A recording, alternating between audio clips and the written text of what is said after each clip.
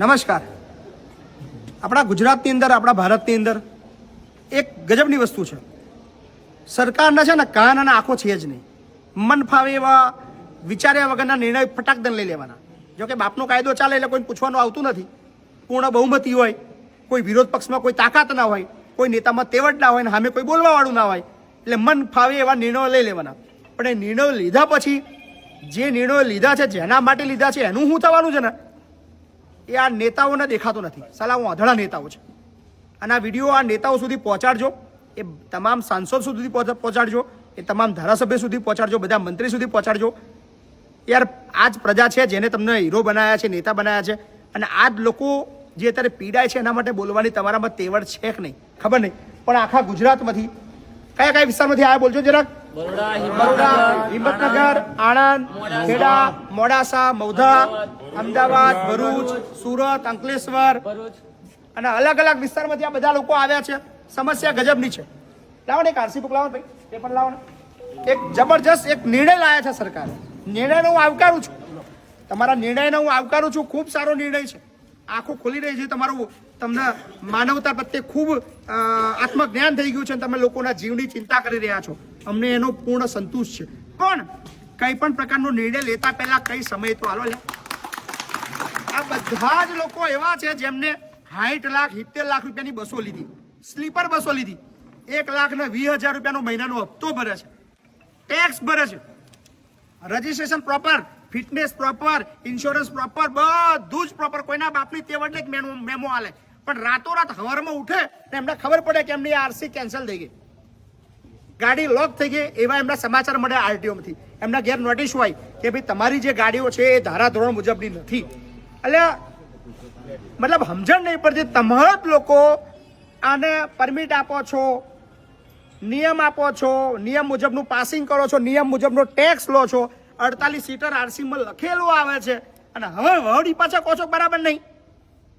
ચલો માની લે બરાબર નહીં, બદલવું છે તો બદલવા માટેનો ટાઈમ તો હોય કે ના વેલા ભાઈ.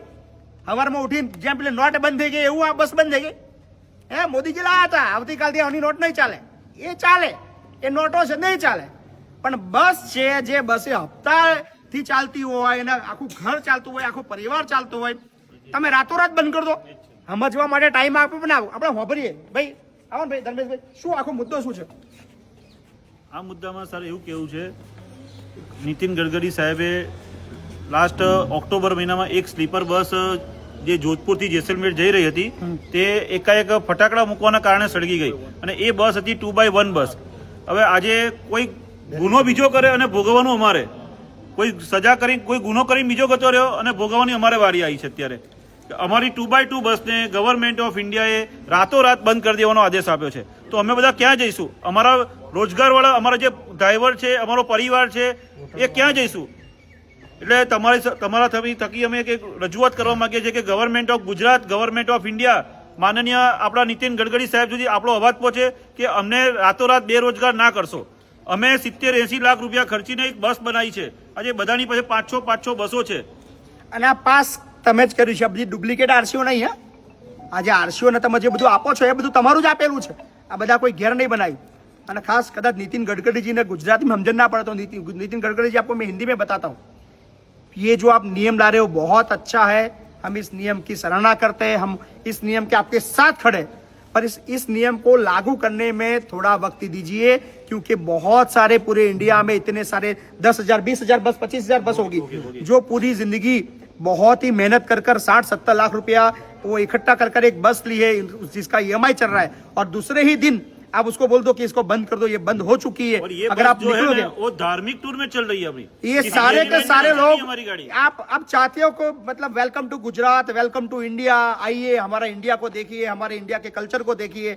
ये सब ये जो है पूरे पूरे पूरे देश में एक इतना बढ़िया काम कर रहे हैं लोग. पूरे देश को दुनिया दिखाने का काम करते हैं, दुनिया वालों को इंडिया दिखाने का काम करते हैं, और उन्हीं के साथ आप इस तरह से कर रहे हो.